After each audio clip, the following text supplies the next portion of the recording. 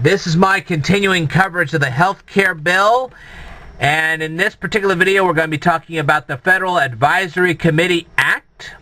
Okay, we found it, and we found the mysterious Section 14 that will not apply. And what will not apply is the termination of advisory committees, renewal, and continuation. And if you want to read this, you are more than welcome to do so. It does exist, and when you pull it up, it'll come up as a Word document. You can read it for yourself.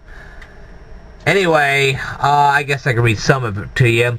It says, each advisory committee which is in existence on the effective date of this act shall terminate not later than the expiration of the 2-year period following such effective date, unless, in the case of an advisory committee established by the President or an officer of a federal government, such advisory committee is renewed by the President or that officer by appropriate action prior to the expiration of such 2-year period.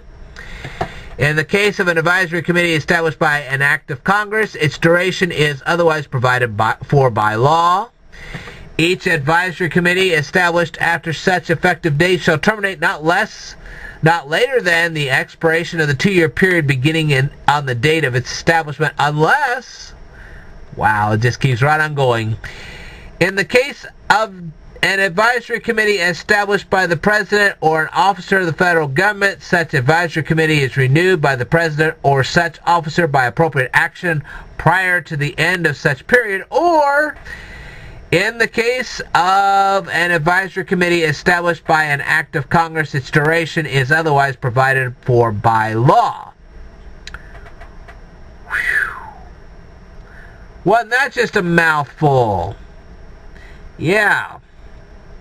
Well, if you guys can translate any of that, I more than welcome you to do so. Leave some comments down here below. Let me know what you have to say about all this.